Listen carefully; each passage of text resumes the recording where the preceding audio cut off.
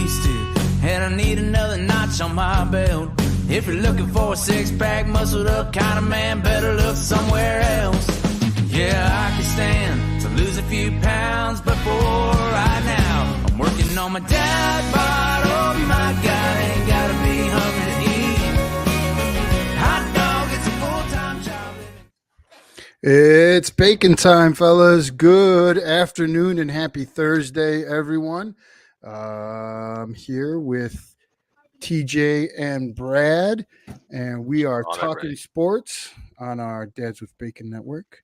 Good evening, fellas. What's happening? What's going on, dude? Hey, man. Just checking days off on the school calendar, getting closer to winter vacation. So, hey, let's bring the last couple weeks to school. I'm excited. Good for you. Good for you. I attended possibly the only holiday party associated with work and client, and it was not well attended. It was quite the bore. Yeah, not like they used to, man. I remember coming back out of COVID, we hit those holiday parties hard, and then the last 2 years, maybe it's me, maybe it's just what's going on with our situation, but not getting a lot of invites to the holiday party. So invite your boy. TJ, what are you up to, buddy? What's good? I know this was in our private chat, but I had a very interesting day, to say the least. But honestly, just getting ready for the weekend because your boy's turning 29. Hey, let's go. Ooh, right on. Feeling old every day. It's going into your final season, right? 29. The 30's the age out mark for. Yeah, this is it was funny because I got my schedule for arena football, so anybody who wants it, I will post it in the Dads with Bacon. Anybody wants to show out, that'll be fun. I think we're going to try to get everybody out to my final home game on June 1st. That way we can have like a good little Dads with Bacon, gathering. But I got the schedule, and dude, I'm not going to lie, it kind of brought a tear to my eye because it's my final season. It feels kind of weird getting the last uniform, getting the final schedule. I just kind of sat there and was like, I'm playing that Scotty McCurry 5 more minutes at the end of this one. Yeah. Spoiler alert: we're gonna have a Dads with Bacon event planned for that weekend, and not to spoil any announcements that we might have at the end of this show, but I know there's some stuff posted for one of our summer things that Bacon's got planned, and I want to get. I already plotted it out to go to the arena game and then our golf location out there in Maryland. So we'll get some of that information out as it becomes available. So that being said, gentlemen, let's start tonight off. And I know we were able to hash some of our anger out on Tuesday, Brad and I. We want to put to bed this snubbing of FSU that happened over the weekend. TJ, you weren't able to join us on Tuesday. What are your thoughts on the snubbing and your feeling of the committee? So I think the committee really looked over a lot of things. I want to say, I don't think it was McElroy that said. I watched the ESPN thing, and the guy said that the committee should be utterly embarrassed. FSU, it doesn't matter about the quarterback. It doesn't matter, whatever. That team deserves it. They were undefeated. They should have made it, but at the same time, they looked at it and they're like, this FSU team is kind of equal to what TCU was, and they didn't want them to go into a game and just get murdered by some other team. I don't think that would have happened. I feel like now if you would have had, Michigan, Washington, FSU, and Texas in there, I think that's a great thing to really have. But, that not much is really going to change. I know that I think jokingly somebody just tagged me something saying that FSU is suing the NCAA now because they got snubbed. You can sue anybody for anything in this country, but Literally, you could. so I didn't like the argument that people were making about TCU getting smashed by Georgia, because who wasn't getting smashed by Georgia? TCU put up one of the all-time classics, a 50 burger against Michigan in that overtime game in the bowl game the week before. So I don't know what everybody's deal is about that and why they're so upset about that, but that definitely a snub for going undefeated in a Power 5 and not getting what they want, or not giving us what we want in regards to that. But all right, we do have our Baconator is here. Oh, Aaron, what's good, buddy? How are you? Lord Bacon. The Fuhrer has arrived. Let me get a better looking screen for us here. Live TV, working with production here, folks. Get a better looking screen for what we're trying to do here. But this is good. We'll work with the columns. Maybe not. We're talking FSU. I know you had a couple of opinions on that, Aaron. What do you got? You're muted. Oh. Maybe he didn't even hear us. Aaron, you got ears on us, buddy? I heard you. Can you guys hear me? Yeah, we can hear you now. Okay. Uh-oh. You're muted again. You got a bad connection there. Bad connection. All right. Well, he's working on that. And then I know we had Brad's take on that. There he is. Hey. You good? Okay. Yeah, I can hear you. This piece of shit microphone isn't working here. So I hate this damn thing. Anytime I need it. Oh, your microphone's not working. I think every dad out there is that piece of shit.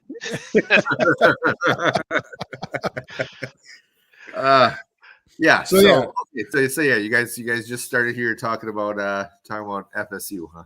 Yeah. We wanted to put it to bed and get everything, squared away, because we got to get excited about the bowl games. I do have a comment about that as well, but I'll be honest on it. Yeah, I'm over it.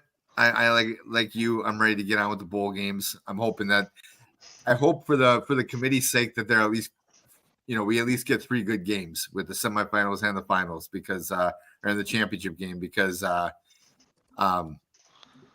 of course, even if there are good games, obviously there's still going to be the people saying, well, FSU still deserves to be there. I mean, I get it.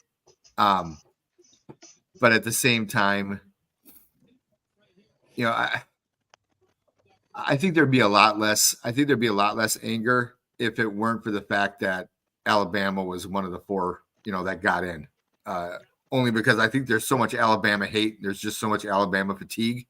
I guess my question would be, if Georgia got that 4th spot instead of FSU, would there be as many people pissed off? I think that's part of the issue.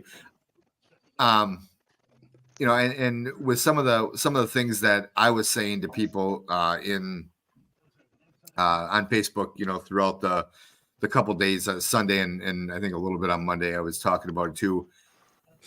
Actually, a lot of Monday I was talking about it, but I think I'm just not that. I just wasn't that impressed with FSU, and I get they're undefeated. I get that. But I think part of the problem is, everyone looked at it and they were like, well, and this is one of the things that I hate about college football. This is one of the things I hate about and Ben had a comment about it earlier in the week in our group chat, where he mentioned how he thinks that they should wait till maybe the 4th week or even as late as the 6th week to do the first rankings. They'll never do that because, then you can't hype up a week 2 game as a 1 versus 2 or a, 2 versus 5 or any of that kind of bullshit. But the bottom line is this: you talk about, one of their big wins being against Clemson, and I get it. But the last time I checked, which I think I checked either on Monday or Tuesday, and I could be mistaken, but I don't think Clemson was even on the AP or the coaches poll final 20, top 25. Like if you look at it right now, the updated version, I don't think they were in either of the top 25 rankings. And I feel like a lot of times this happens a lot in college football where people look at schools' legacies. And I know, Marco, you were giving me crap in the group chat earlier in the week about that I was trying to vacate Clemson's championship. I wasn't trying to do that at all. My point was looking at Clemson's record, their track record the last 5-10 years, they were not as good this year. They had an off year this year compared to past years. I think they were 8-4 was their record as of right now, which, I mean, yeah, it's better than Wisconsin. My team, it's better than a lot of teams, and a lot of teams would take an 8-4 record.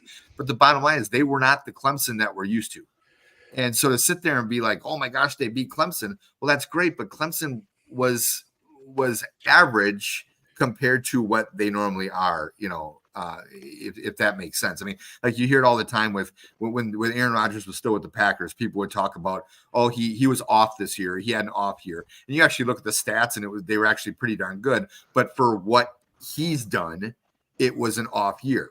Same thing with Clemson. And so a lot of times I feel like you give credit to a certain team, like, wow, that was a great win, based on what they've done, over the last 5 years. But I mean, if you're using the Clemson comparison, I mean, hell, Florida State's okay. The past when Clemson was winning titles, Florida State was like Clemson this year, pretty decent, not terrible. But I mean, did you take it against Clemson for running the table and being a conference champion against a mid FSU team?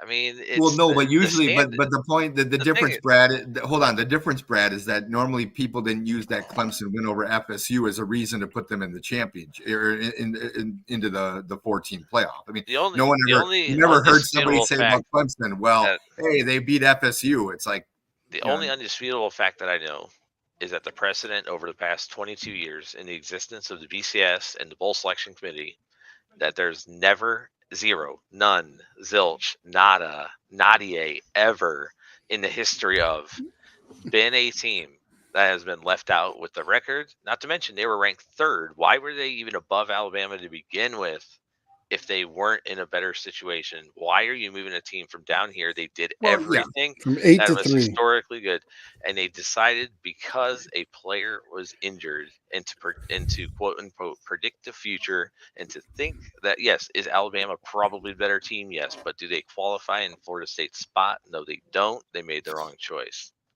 Period. End of story. Whoa. It's not about ratings. It's about the whole time. Brad, the whole time. No. Hold on. That committee. You just said. Well, okay, in a realm, team. yes, it is about ratings. It's like outside of that, but the committee is the group has always said that those conference titles matter, those wins in the regular season matter, and if you go unblemished in a Power 5 with a conference title, you're in.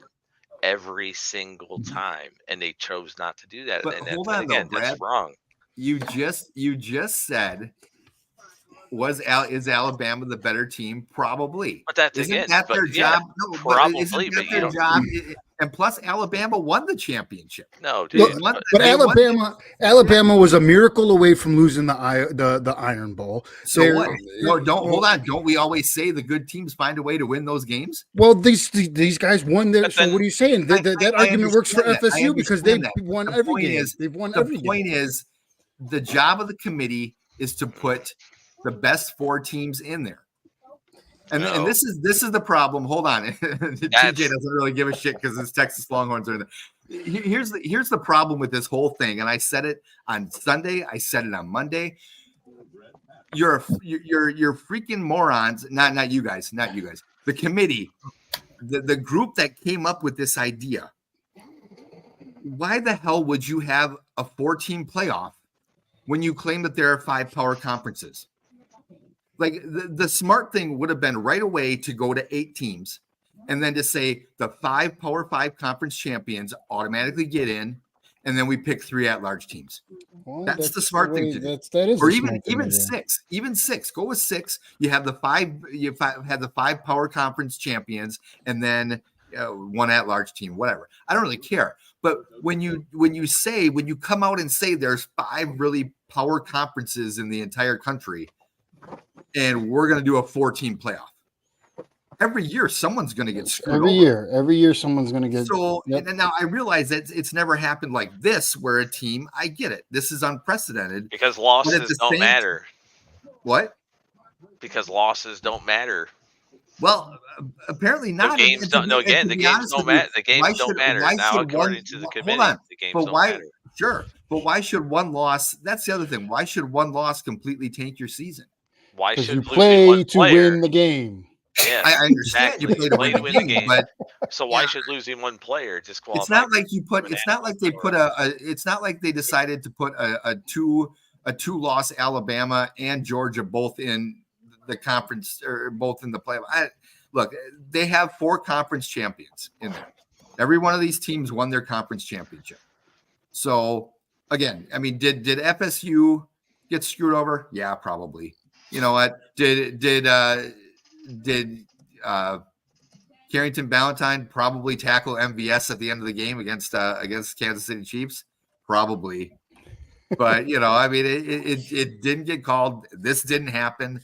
You know.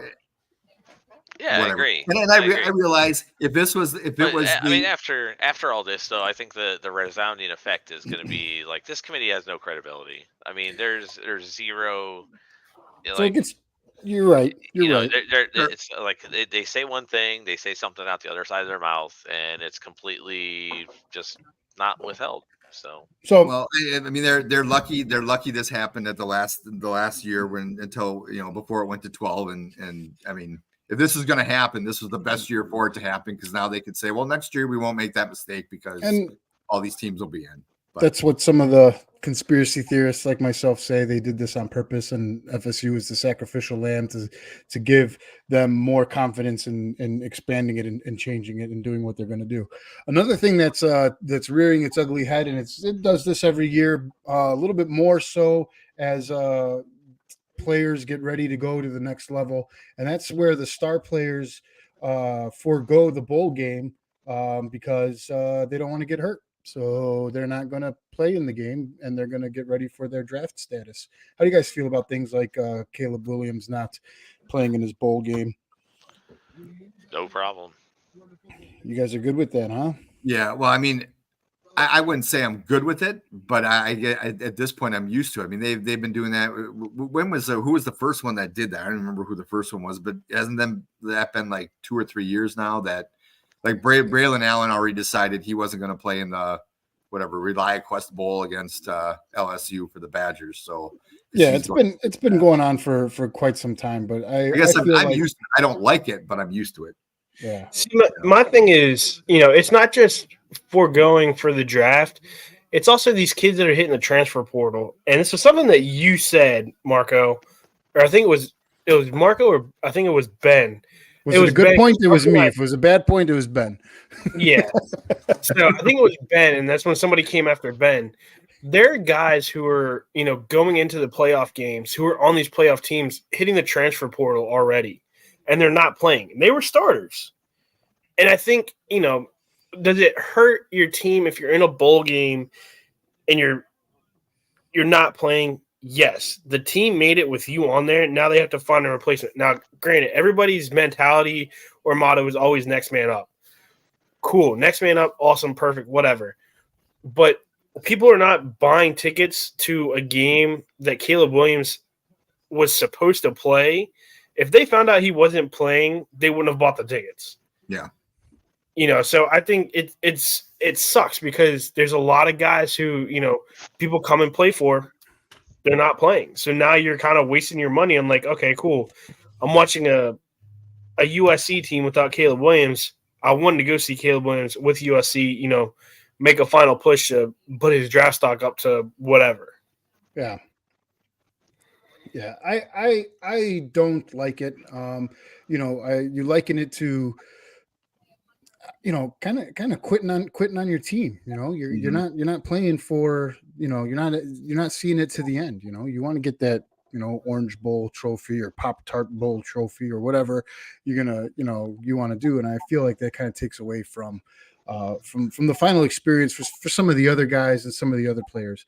Transfer portal is a whole nother argument, and maybe I'll bring that up later on a different day because transfer portal is screwing up things like incoming freshmen and red shirts and total scholarships and things like that. So, well, yeah, and I think to add on to TJ's point now, I had not heard of players that were leaving their team or skipping the bowl game and then entering the transfer portal, which to me is a whole different thing. Like if you're skipping the bowl game, like some meaningless. I mean, large picture, I agree with you, Marco. I don't like it. I'm not a fan of it, but I get it.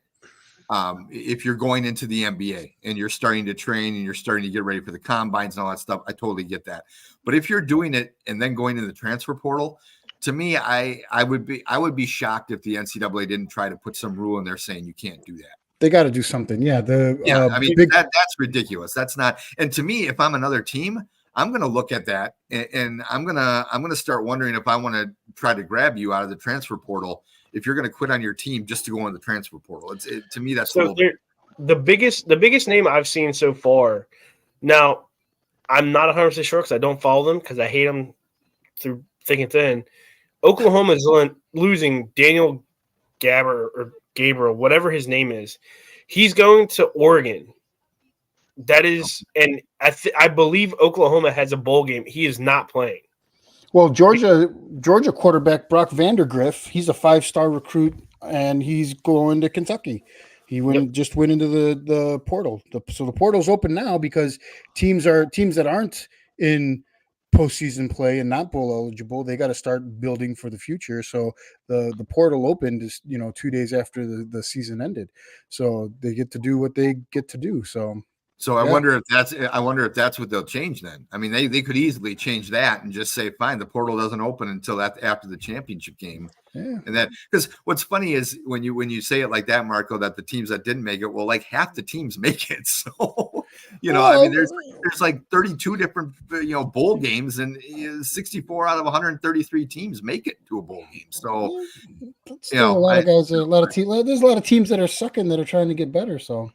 Well, yeah, I get that, but that's okay. Anyway. Yeah. All right. So, so we'll see how that goes. Let's take a look at the week that was last week in the NFL. Our favorite sport to talk about here. Boys, let's talk about the Dallas Cowboys looking like a perennial powerhouse. They've struggled with the Seahawks, but they beat a winning team finally. So are we, Dallas Cowboy fan, are we ready to rock and roll going into Philly week? And are the Cowboys who we thought they were? So I'll be completely honest with you. No.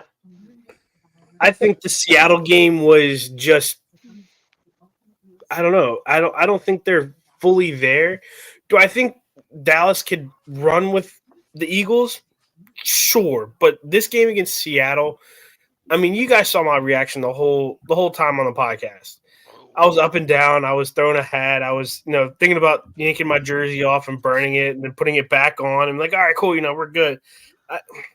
Troy asks, "Are you a Cowboys fan this week?" No, Troy, I'm a Bills fan this week. But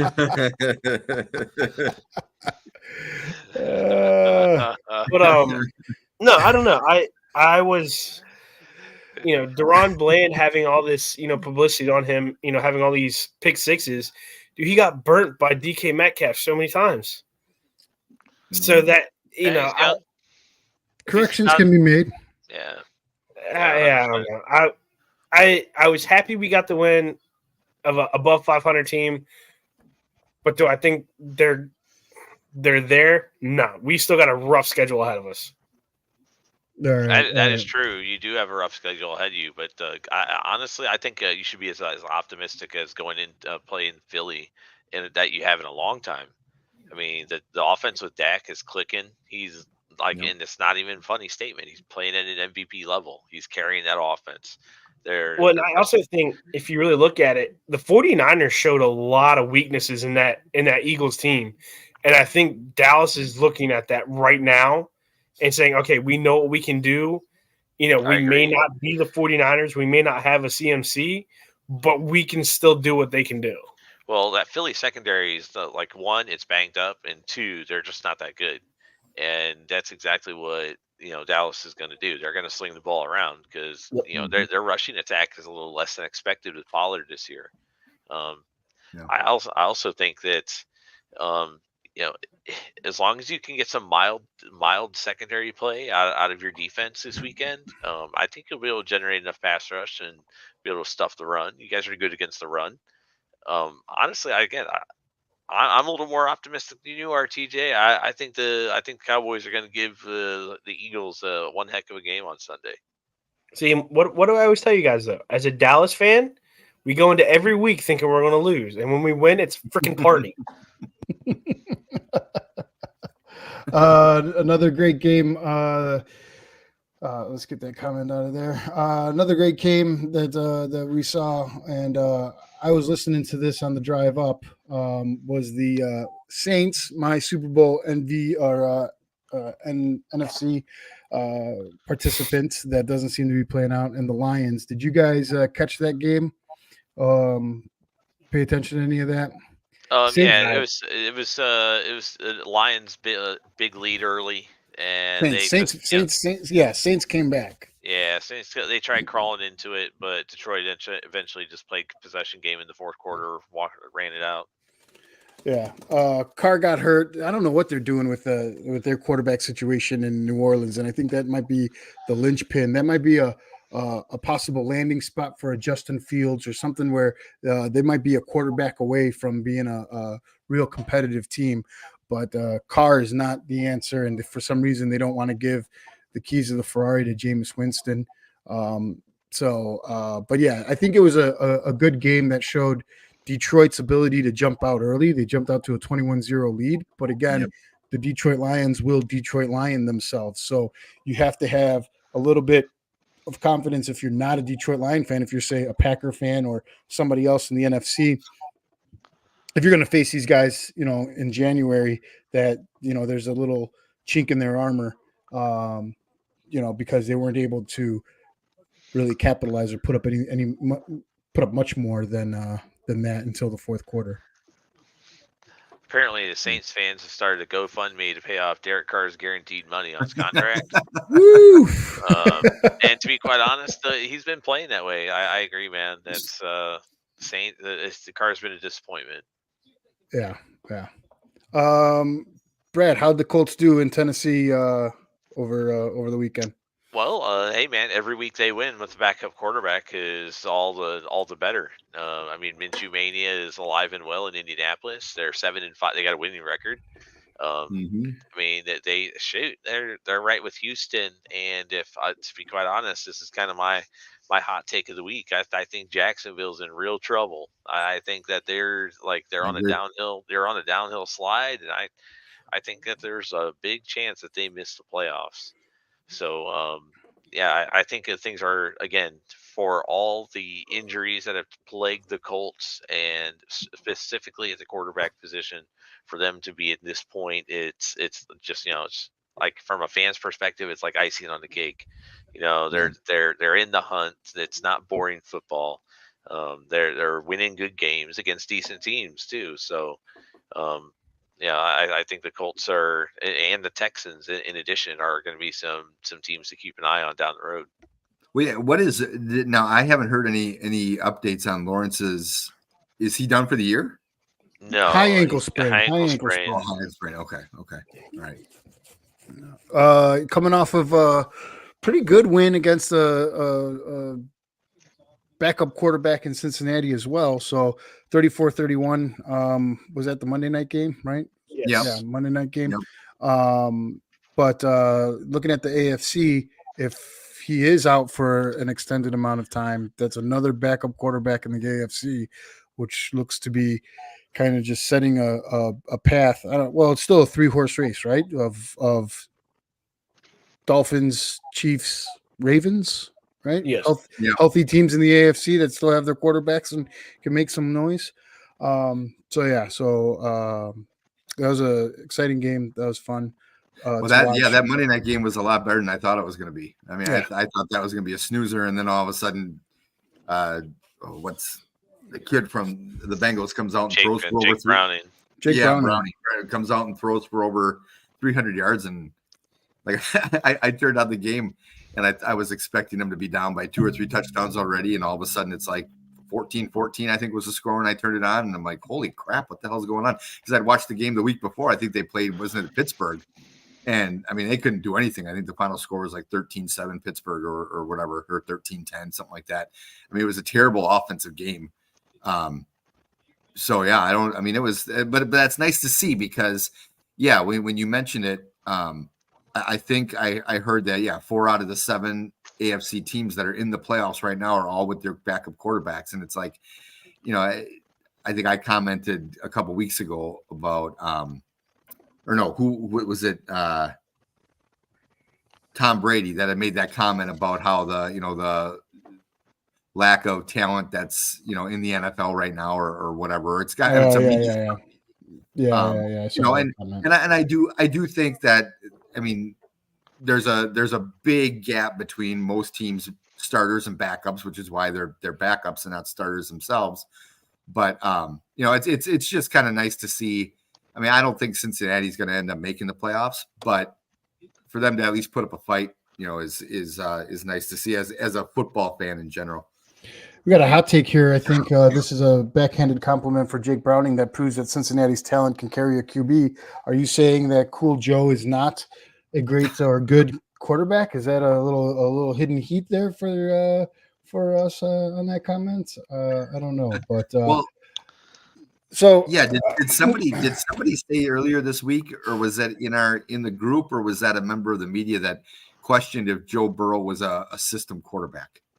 That might have been in the media. I didn't see that. Yeah, someone has. Anyway. No. Next.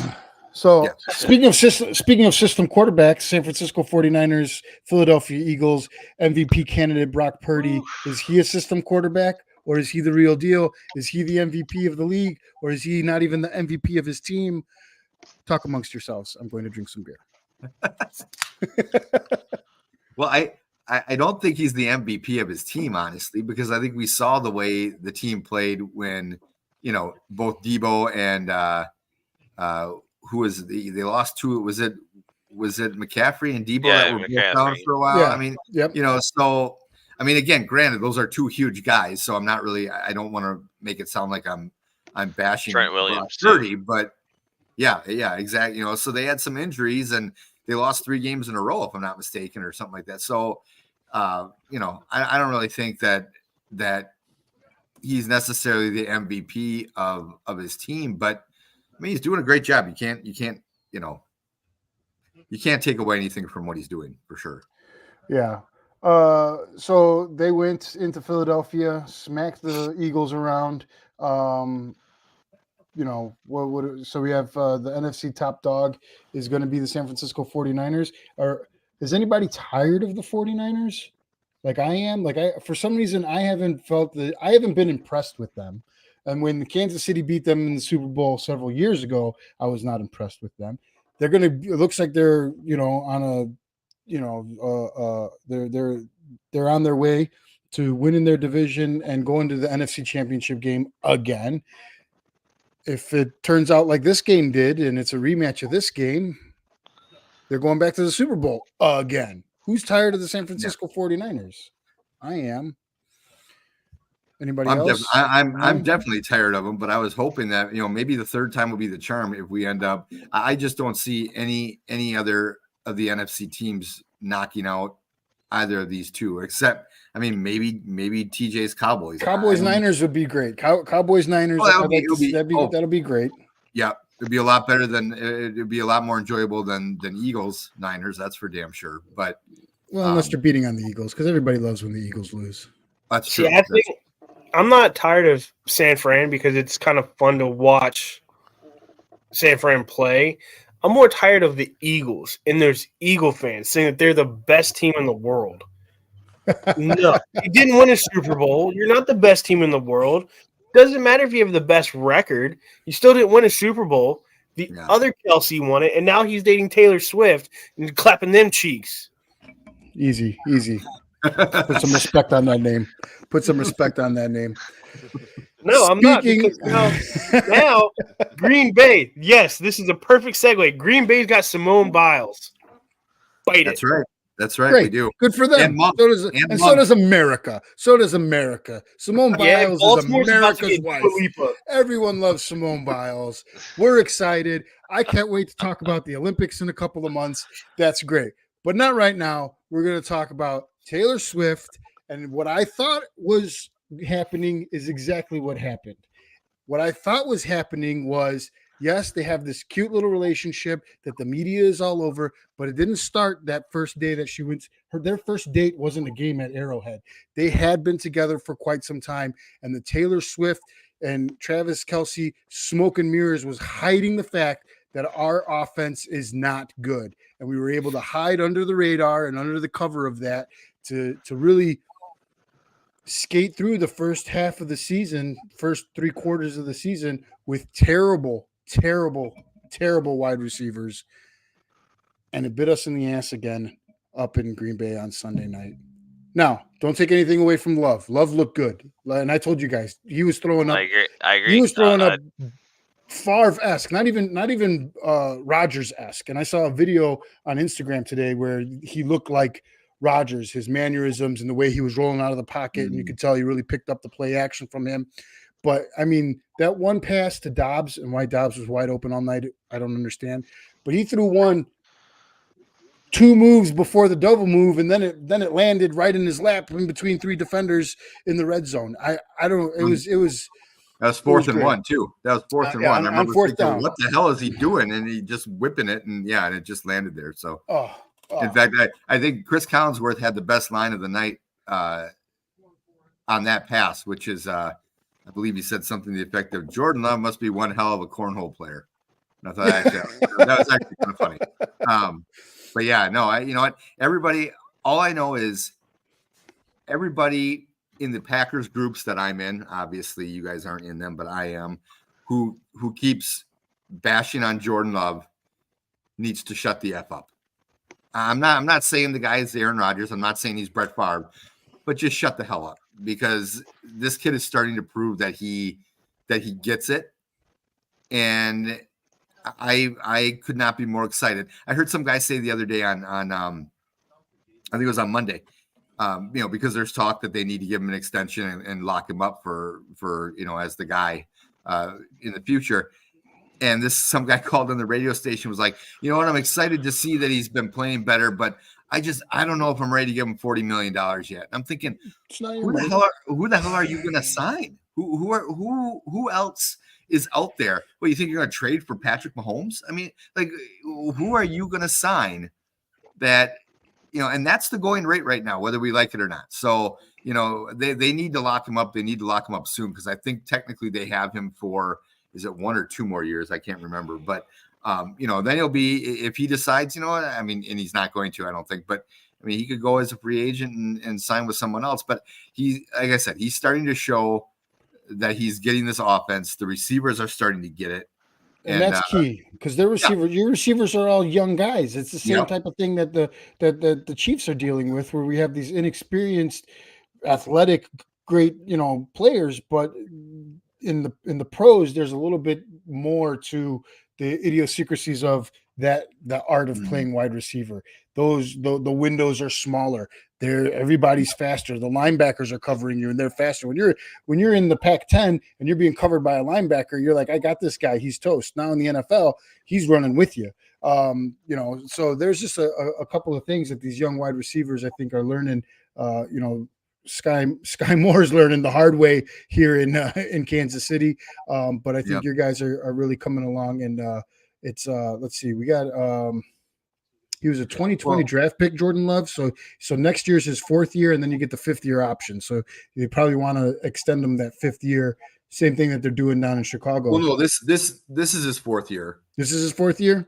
Yeah, he was 29 or no, 2020, 2021, 2020. So 2023. Yeah. So yeah, they have him next year for the 5th year option, and then they signed him for 1 more year as an extension. So they've got him. Oh, that's right. That's right. They did do that. Yeah. But and I think one other key here, and then we'll move on, because like Ben says, we don't want to turn this into a Packer show. But I think another key besides the receivers getting it, and LaFleur actually pointed it out or mentioned it in one of his press conferences a couple of weeks ago, is that he, as a coach, is starting to learn what these guys can and can't do. And so he's, unlike some coaches who try to, slam that square peg into a round hole, he's starting to adapt his system and his play calls to what he knows the team can do. And I think that's been working wonders out there too, because those 20 plays that he was scripting for the first 7 Oh, you games, hated that. You hated that. Oh, I couldn't say it. Like, they're not working, man. I mean, by the time you get to play 12 on that list, you're already down 2 touchdowns. I mean, what the hell are you doing anyway? So moving on here. Hold on. Let me just say that one of the Facebook, and I don't see the names here, says if he's available at their pick, and I'm assuming he's talking about the Packers. Do they take Bo Nix even in the second round? Bo Nix isn't going to stick around in the second round, and I don't think they need to draft that. I know they have other guys. They need not wide receivers. They need O-line help. They need I wouldn't take a quarterback anyway. Yeah, go ahead. We also got a believer in love. Somebody's on team love.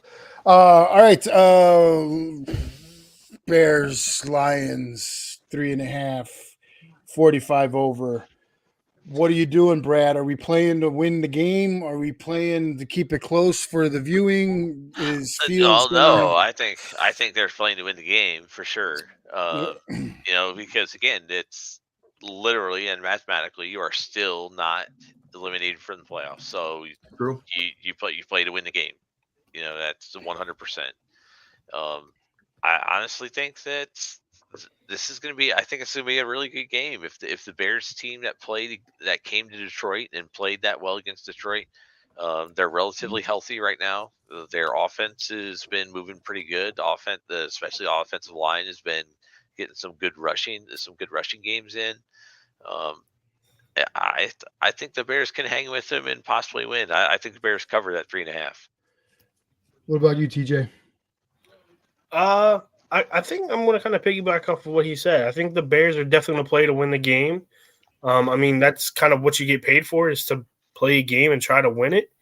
I'm wondering are we going to start seeing the same Detroit that we've seen year in and year out, where, towards the end of the season, they can kind of have, like a sputtering, but are they going to kind of stay hot with the end of the season? So I don't know. I'm excited to watch this game. Hopefully it's a good game to watch.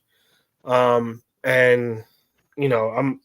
fingers crossed. I mean, I'm not gonna lie. I just want to see Deontay Foreman, Roschon Johnson just kill the hell out of these kids. Let's go, Roschon Johnson, dude. He's a good pick, dude. He's good back. What about you, Bacon? What do you like about this game? Well, I do like Brandon's comment here. They lose because they don't know how to win. I do think there is something to that. Losing is their culture. Yeah. I'll agree with Brad though. I mean, they went into Detroit and almost beat Detroit in their place. So there's no reason why they can't at least keep it close. I don't think they win. And I would take Detroit with the points. Just because I could see this being a 4 or 5, point game. But of course, I wouldn't take my advice because I've been terrible this year at betting. But, there's something about Detroit. And I don't know if maybe the Lions or the Bears, exposed it the week before the Packers went in there on Thanksgiving, or the Packers. They have not been the same team, certainly since, when they came into Lambeau in week 4 and just crushed it. The Bears and Packers back-to-back weeks beat them up. Yeah. So I could definitely see this. If you asked me this week 3 of this season, I would have said no, the Lions will crush them. But right now, I mean, I think the Bears can keep it close. I still would pick the Lions to win though. Yeah, at the beginning of the year, the Lions were steamrolling teams and looked like, they went in the Arrowhead and won. Then they put up a bunch of points against the Falcons. They put a 40-burger up on the Panthers. They were steamrolling teams, and then they had to play some divisional opponents, and it started to get a little bit harder. And I think it's going to be the situation this week. We got a dome team on the road. It's going to be a little bit chilly. It might even be rainy. It's going to be inclement. The wind's going to be blowing. I got the Bears in what'll be a boring 21-10 victory. Oh, you think the Bears are going to win? I think the Bears are going to win. Okay, all right. Well, yeah, and let's not forget too the Lions. I forgot about their 38-6 loss to the Ravens too when they went in and That's right. just got crushed. Those guys. That's so right. Anyway, That's right. Starting off back again with you, Brad. We're going the Colts, the Bengals, a toss up with a 1 point spread and a 44.5 over. Well, we got I a couple think, of backup quarterbacks. you back up about a month when, or at least a few weeks anyway, when Joe Burrow's out for the season. A lot of season ticket holders were selling, to some Indy Colts. We're right down the road. It's like an hour and a half drive from Indy to Cincinnati. I anticipated a big road presence down in Cincinnati, and I think the Colts are going to take the Bengals out. I think Browning comes back to reality, and the Bengals are going to take an L on the chin and kind of fall a little further back in the north. That puts them. I mean, they're already at the bottom, at 6-6. So that Yeah. might really, put a nail in the coffin. And is Colts Bengals a big rivalry down there? Is there a lot of heat for that? I don't want to say there's a lot of heat, but with the cities being so close that whether it's a home or an away game for Cincinnati or Indianapolis, they're always, again, both fan bases travel really well, so it always makes it a fun game. Cool. TJ, your thoughts on this AFC matchup? Honestly, I'm kind of excited to see what Gardner Minshew, if he's going to stay kind of hot. He did pretty well. I think it was it Jacksonville that he had that kind of hot run, early in his career where he was getting kind of hot there and everybody was jumping on the Minshew train. Minshew magic, brother. Minshew magic, Minshew mania. Yeah. I want to see if this is kind of a revitalized version of him to do this. I'm not a believer that the Bengals are truly going to do something. Burrows is out. There's guys around Browning that can make plays, but the quarterback himself is not there. So I definitely don't see Cincinnati winning this at all. And I'm with Brad. Indy actually travels very well to anywhere. I mean, when they come to DC or when they come to Baltimore, dude, you can't go like 3 feet without meeting somebody with a Colts jersey on and shaking their hand. They travel very well. So I think this is going to be like a secondary home game for them. I'll take Indy. I'm not going to take the over on this one. I'm definitely taking the under, but it's going to be a hell of a game. All right, Bacon, how do you like this one? Yeah, I would say the same thing too. I'll take the under on it. I do think that Browning comes back to earth a little bit at least, and I'll take the Colts. I would say that I could see the Colts winning. Maybe like 27-17, something like that. Yeah, same thing. I'm in that same boat. I might take the over actually. I'll take the over. I'll probably put a couple of dimes on the over just for giggles, but just to lose money. Yeah, I think this is the end of the Bengals as we know them for this year. It'll be the nail in the coffin for them. All right, so Troy's not here to defend himself, and that's fine. Kansas City's gonna to defend. 2 go in, 1 come out. 2 go in, 1 come out. But that's okay if he wants to duck me. That's fine. On maybe he's just really in the zone and he's just not gonna talk to me during Chiefs week, and that's okay. The Buffalo Bills. So I'll let you guys start, and then I'll bookend it with my rant on this. Brad, how do you feel about this? Well, I think this has got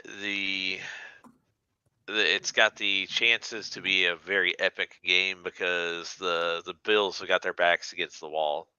There's only a few weeks left. You're 6-6, sitting on the outside. Honestly,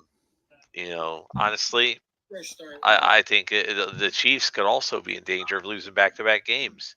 It's going to be tough at Arrowhead, but I think Buffalo's been there. They've been up to the task before. They've played well. So again, I don't know, man. It's as it shows with the 1.5. It's a coin flip game, and which team is more desperate? I think Buffalo. I think they're going to come out with the win this week. Yeah. Okay. TJ? These are both cold weather teams. I mean, they kind of thrive in this cold weather, and I don't know what the weather's supposed to be like in Kansas City. But I don't know. It'll be a fun game. I mean, I'm going to be in our chat just bugging both of you to see who's going to snap first. But at the same time, I think what Brad said, it's a coin flip game. At 1.5, you could really take anybody on this one. My question is, with the loss that they had, in Green Bay, are they going to be kind of drunk off that or be hung over off of a loss to Green Bay, who, no one really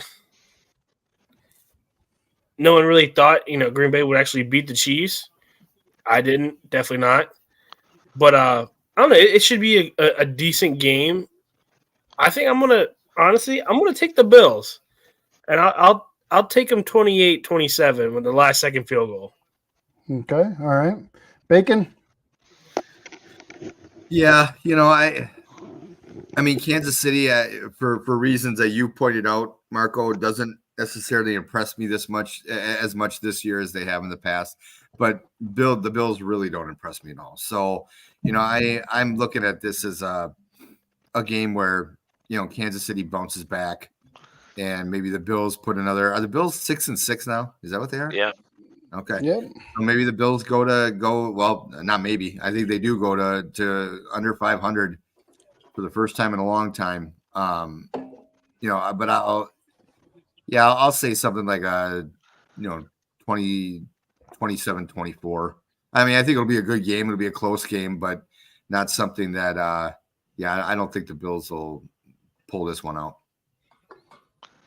All right. So I'm angry. All right, Sharko, what do you got for the Bills this week? How are you going to do this? And let me know if you guys can see my screen. What do we got here? You guys see my screen right there? We see you. You see me? You see my screen now? We see your screen. Do you guys hear what McDermott said today? No. So, at St. John Fisher College in Pittsford, New York, McDermott's morning address came innocently enough. He told the entire team that they need to come together. But then, sources on hand say, and he confirmed, that he used a strange model. The terrorists on September 11th, 2001, he cited that the hijackers as a group of people were all able to get on the same page to orchestrate attacks to perfection. One by one, McDermott started asking specific players in the room questions. What tactics do you think they used to come together? A young player tried to methodically answer, what do you think their biggest obstacle was? And a veteran answered, the TSA, which was mercifully lightening the mood. How dare you, on Pearl Harbor Day, use 9/11 as a motivation and the terrorists of 9/11 to motivate your team? Let me tell you something. The Bills and Sean McDermott have really taken themselves to become the shit on my boot heel in terms of teams to cheer for. So, Troy, if you're out there, you've now become enemy number one. And it used to, not too long ago, there was a time where if there was a football game and the Taliban were playing the Packers, I probably would have picked the Taliban. But that time is gone because I've been up to Green Bay and the friendly people of Green Bay, Wisconsin, and the hospitality that they've provided to the enemy that came in. But to do that, Sean McDermott, you're done. I can't think of a lower excuse of motivation for your team than that. And it really pisses me off. So, in jest and tongue in cheek, yes. But dude, you coach a team in the state of New York, dude. But that's how far we've come, right? It's been 20 some years, and that's how far we've come. But it's on Pearl Harbor Day, bro. Are you serious? Are you serious? So, Chiefs by 100, 91-1. Yeah.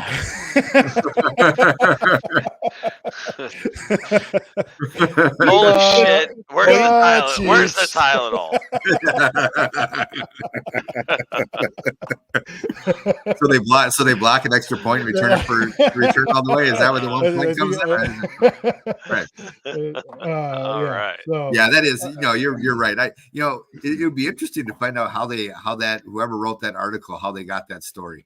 So that's from Adam Schefter posted that, and it has been confirmed. And again, it's been kind of I've been busy since I've seen that, so I don't know if there's been any fallout or what's going to happen. But I imagine they'll be talking about it on some of the talk shows tomorrow morning. If not, maybe they're just going to try to shut it up and make it go away.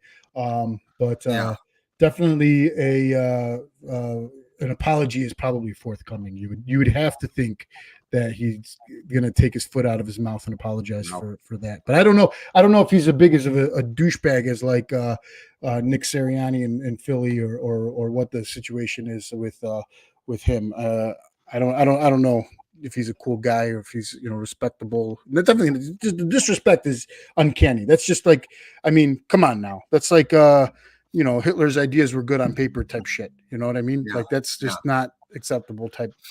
Okay, motivation. FYI is that this wasn't like recently. This was in 2019. Oh, that was in 2019? Yeah. I got this from Adam Schefter today. I mean, it's posted today, but it said he regretted it. Again, he says that Buffalo coach Sean McDermott said Thursday that he regretted mentioning 9/11 in a 2019 training camp talk with his team and immediately apologized to his players. So, okay, here's the instance that reported Bills head coach addressed this afternoon. So I guess I didn't go back enough to see where the genesis of the... it hadn't been made publicized. That was the content that was like what he said or what like was mentioned at that practice. You get what I'm saying? Right. So the story just came out is what you're so saying. So it's just now coming out. Right. It's just coming out. Doesn't make it better. Like no, it doesn't make it better. But it's interesting that it came out just to, right now. It's like, what's the point of bringing it out now? But okay, well. But again, you're right. It doesn't make it better, but at the same time, I mean, it's like it came out now, so we have now is our time to react to it, and that's how I'm reacting to it. He's a piece of shit, and you could apologize now if you want to. I don't remember him apologizing then, because if he did, we would have heard about it then, and we didn't. So it is what it is. It's 6 hours old on some of these posts. Again, whatever. All right, fine. It's 75-0 Chiefs. 75-0 Chiefs. 75-0. How about the Cowboys? All right, Eagles bounce back game in Dallas. Cowboys are 3.5-point dogs at home. What are we going to do? Unreal, man. That's disrespect. What are we thinking? So you think it's disrespectful? You think the Cowboys pull it off? I mean, I'm taking that point spread with the Cowboys all freaking day long. Yeah, I'm betting that. Heck yeah, man. I mean, who's stopping that offense? I'm sorry, man. They are going to be. It's going to be less than a field goal that's going to win this game. And the disrespect that the Cowboys continue to get, I'm a believer of the Cowboys right now, and I think that the Philly defense has just got too many holes on that back end that Dallas will expose. That passing attack will expose you. My mistake. Cowboys are 3.5-point favorites, so they're they're minus 3.5. So they're giving them the 0.5-point hook on a neutral field. So at home they're. Yeah, I take them. Oof. Do you take the 3.5? Yeah. I think I take the Eagles only with the points though. Yeah, I think they cover. I think they cover. I think they win by 4. But the over again, I like the Cowboys in this game. I think it's a big game. It's in Dallas. I mean, what's bigger than a huge game that Dallas plays in Dallas? It's a big game. It's exciting. TJ, you excited? Dude, I'm very excited. It's a nightcap to my birthday. So are you going to be up for it? Am I going to be up for it? Well, I don't know. That's a good question. Because it seems like every time I try to watch one of these games, I'm out. But on the Thursday night, I can watch the whole game. Because what's your recovery plan for Army Navy? You got Army Navy on Saturday. Aren't you going to that game? No, I'm not. We unfortunately we're not able to go because I got pulled to take somebody's on call because I'm such a nice guy. Oh, on birthday weekend, you're picking up people's shifts. Sheesh. Hey, All that's extra money, so I can go to Atlantic City and blow that shit. Wait, so hold on. Just a little side note. Your car didn't get blown up today, and the your truck didn't get blown up or anything today in the hostage situation. No, it did not. AndLl be honest with you, dude, that was the most terrifying situation in the world. Yeah, I'll get to it at the end I of would this. think so. You know, I will definitely get to it at the end of this, but it was very. It's very DMV wise. I was reading that at work, and I'm like, you sound way too laid back to be going through that. I'd be like crapping my pants for crying out loud. You know, anyway. I wasn't. My truck was. Let's get this straight. Did you see this, Brad? Did you see any of this on the group chat or not? I did. I did. Okay, all right, And I wasn't it's sure. like, yeah, I mean, I saw it in between classes when I ate lunch this morning. And I was like, what? Did they at least get the guy or the person or whatever? So, I don't know. They took the caution tape down, and the guys like just looked at me and my buddies and were like, all right, you guys are good to go. And I'm like, did you get him? He goes, I don't know. They just said we're all clear, and I was like, all right, cool. We all just got in the trucks and drove away. And you said it was related to that house explosion the other day, right? Which is a crazy situation in and of itself. So here's kind of the distance between that and where I was at. Yes, put your hat on. The job site that I was on was 4 blocks away from that house. So it was, I mean, I could literally walk to where it was, but sources, you know, when we were all sitting outside, sources were saying that the guy that was in this whole situation was related to that guy, and like it was just like a whole setup. I don't know what's going on with it. Honestly, you know, when we finally told my boss, I'm like, I'm not going back there tomorrow. I'm not going back there tomorrow at all. I refuse to go back there. And I'm pretty sure they closed the job site down for that one. So yay for us. But yeah, that was, I mean, the fact that I was literally waiting, I get a knock.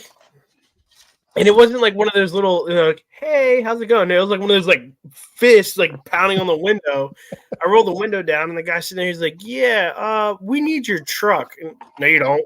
And he shows me a badge, and I'm just like, okay, what I do? And he goes, we're using it for a shield. Oh, fuck. All right, cool. Let me tell my boss. And I mean, my boss, literally, he didn't believe me. He thought I was lying, and I FaceTimed him, boom, right there. That's wild. That's great. Okay, sorry. It's a sidetrack. So, TJ, are you thinking Cowboys are gonna pull this off, or are you one of those Cowboy fans that is gonna take the Eagles here and just keep your fingers crossed? You know, I'll be honest with you. I think I'm gonna take the Cowboys, but I think it's gonna be just the same type of game that we had against Seattle, where you know Seattle may jump out to maybe a 10-point lead.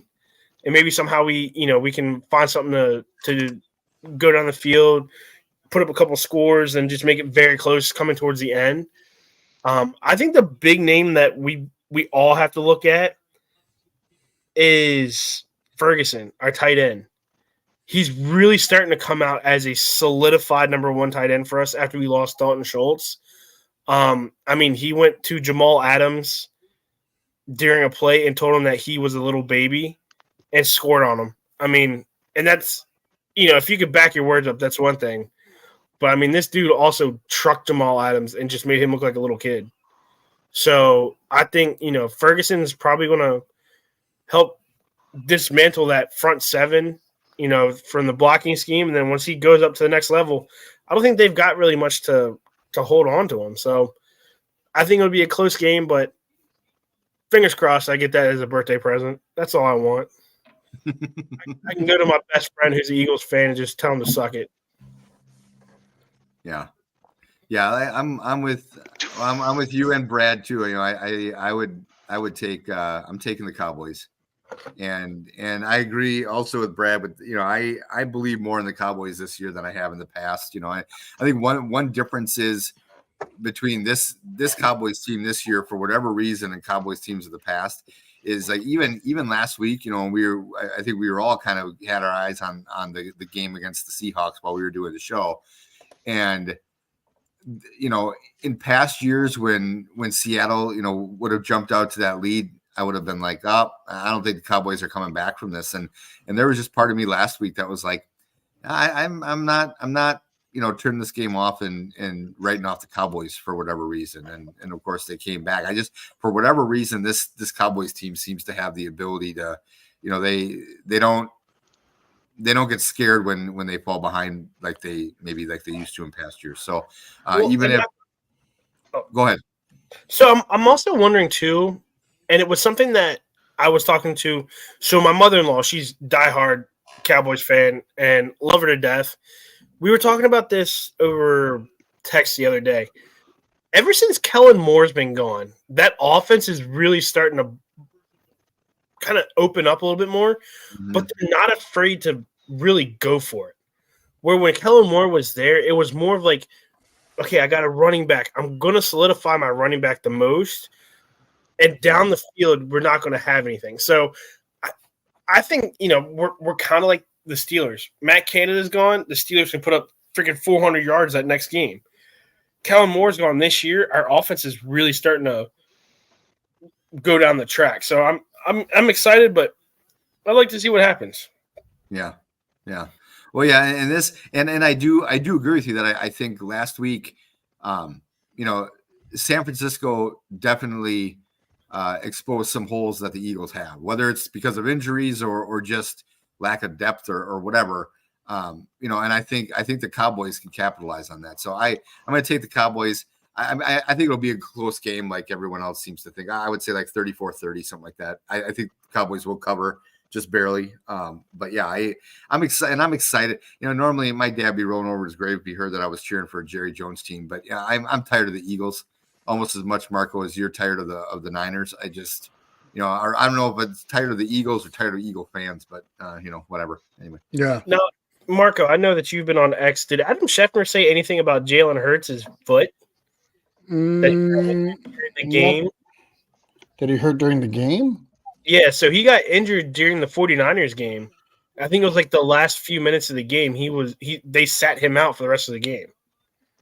I didn't see that. I haven't noticed any buzz about that. I don't know if I don't know what his injury report status was today. Because it also seems like every year Dallas plays Philly in Dallas, or that last game of the 2-series set, Jalen Hurts is always out. Oh yeah, Marcus Mariota was in the game. I remember. I thought he got concussed. I thought Jalen Hurts got concussed. I don't know. Is what I heard, but the Julio Jones did not practice yesterday. Darius Slay rest for his knee, did not practice. Fletcher Cox, Zach Cunningham, and Jack Stoll were limited, and Grant Ketelatera and Dallas Goedert were full practice participants yesterday. So Jalen Hurts not on the injury report. Expect him in Big D. All righty. Yeah, there you go. All right, guys. So that concludes our NFL talk. Let us go to the hot stove and let us find out what's going on with Shohei Ohtani.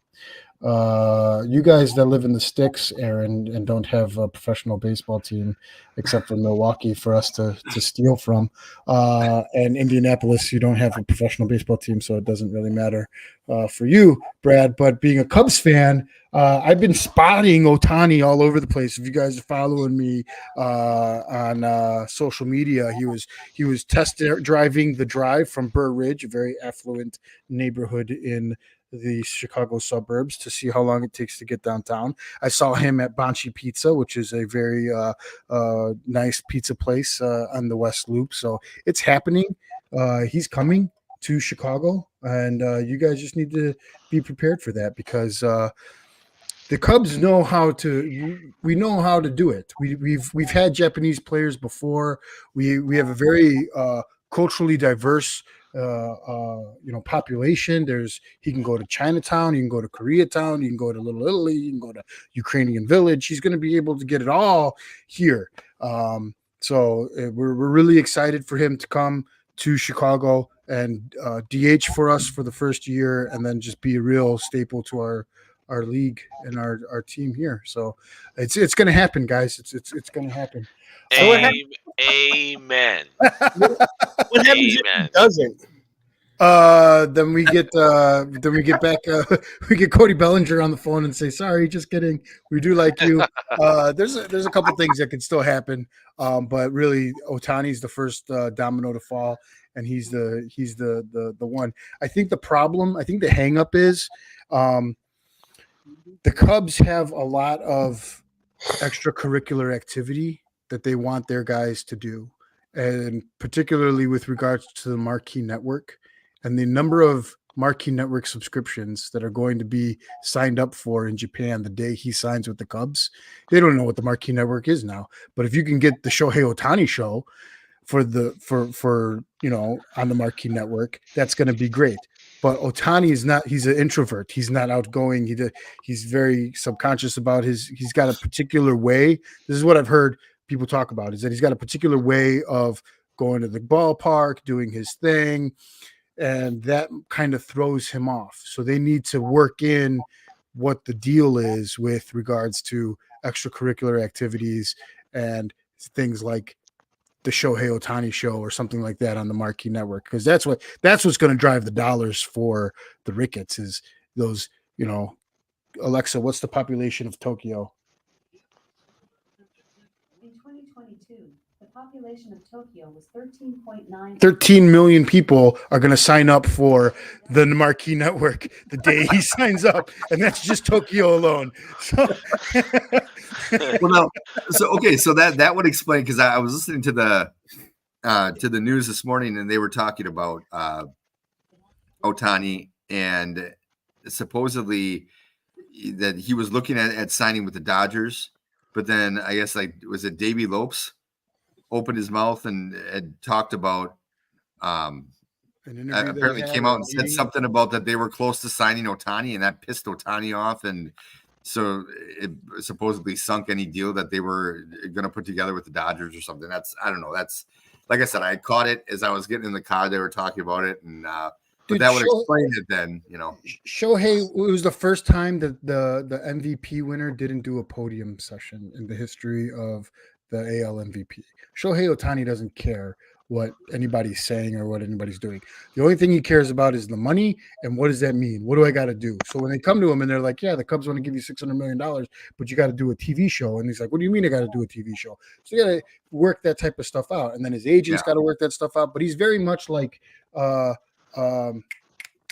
the big guy for the Denver Nuggets, right?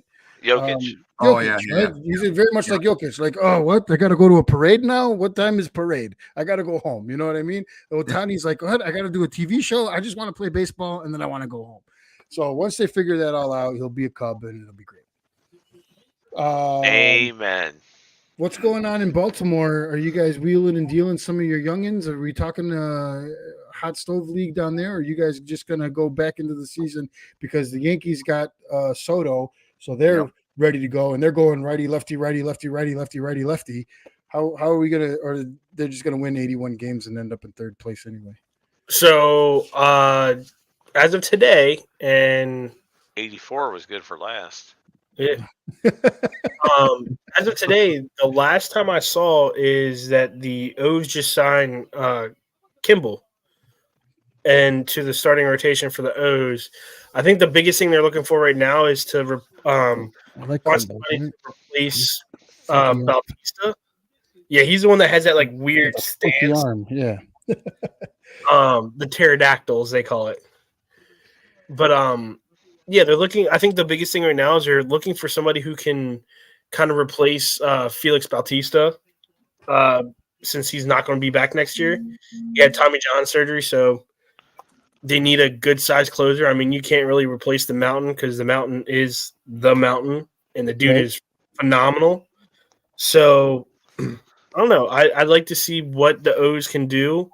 And speaking on that, I mean, their minor league system has been stocking up right now.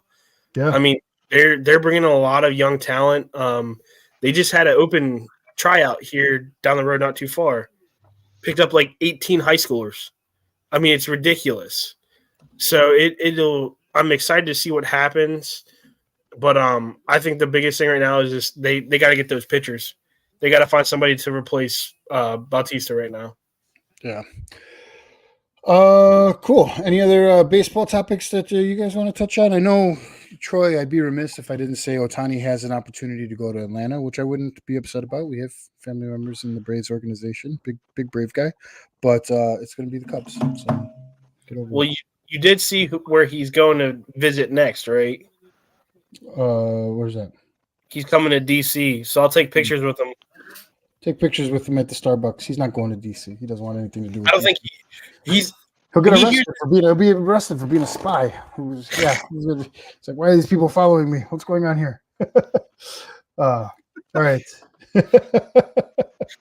All right, guys. Quickly, let's talk about the NBA in-season tournament. I know that's something you were watching. Both of you guys, we got a little Pacers Bucks heat today. That's right, baby. Yes, sir. Tell you what, Tyrese That's- Halliburton is an amazing player. That kid's impressive. He is very impressive, and I mean, I think that we're one of the youngest teams in the league. We picked up a couple really good free agents that can shoot. I mean, that entire team literally has a green light to shoot whenever they want. They offensively play very well. They're suspect defensively, but at least in this stretch for the in season tourney, they've been like when they need a stop, they've gotten a stop, and Yeah. so I'm excited. So I gotta represent a little bit here for the Pacers. Yeah. Let's go, baby. Nice. Let's go in the in-season finals. Gonna win that money. Let's go. And every Pacer, if they win it, every player gets a $500,000 check. So Yep. go out there and get it, boys. Let's go, man. Freaking Yeah, little side bring note. bring that cup home. Halliburton actually played for the same high school that my dad graduated from, and that all my nieces and nephews and brother and sister and everyone on my dad's side of the family went to high school at Oshkosh North High School. So that's I'm cheering for the kid, but I wish he hadn't done as well as he did. Yeah, man. And as lean, I'll tell you what, man, as lean as it toward the end of the Paul George era, and then through some of like the Victor Oladipo, almost like wannabe superstar era. Yeah. It's finally nice to be able to like we have a superstar, like for real superstar, and to be able to have that kind of player, he's going to attract other players to want to come and play.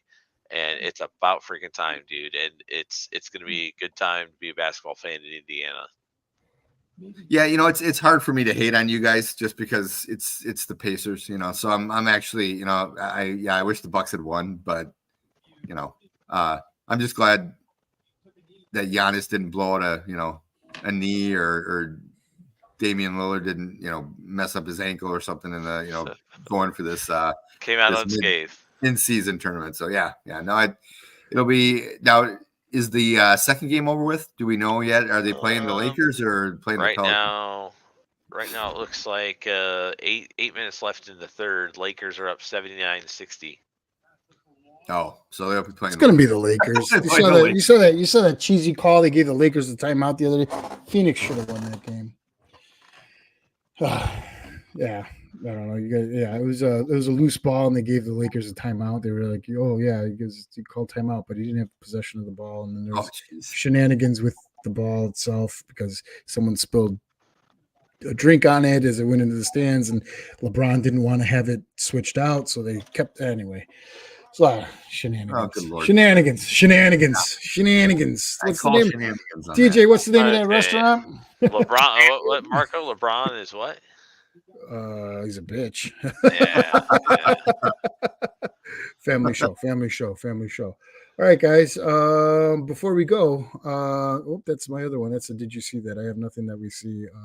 But before we go, is there anything you guys want to touch upon? Let everybody know about anything. I do have an announcement and something I want to share with everybody. A couple of things, but Brad, anything before we go? No, man. I'm just excited to, over the next few weeks to kind of start getting ready for Christmas around the house, and I'm excited to see what the Bears can do over the next few weeks to kind of wrap up the season. Again, chances are they're not going to be in the playoffs, even though they're mathematically not out yet. But it's I'll be excited to see what they do to finish the season, because if they finish this season well with anywhere from, I think they have at least 2, maybe even 3 more wins on their schedule. That if they finish 7-10, I think Fields is back. I think the staff is back. I think that they just continue to maintain course. It's I really do. I really Groundhog do. Day. It's Groundhog Day. It's I, Groundhog Day. It's ridiculous. Why would you be okay with that? Like, you got to burn it down in order to build it back up. So I'm okay. Keep Fields, but you got to get rid of Eberflus and whatever situation you had with the defensive coordinator getting fired for HR reasons and the running backs coach or whoever else got fired for HR reasons. Like, there's a bad apple in the bunch, and you got to throw the baby out with the bathwater. TJ, you got anything? I think I'm more excited about the game on Saturday. The Army Navy game. I've enjoyed watching it ever since I moved to Annapolis.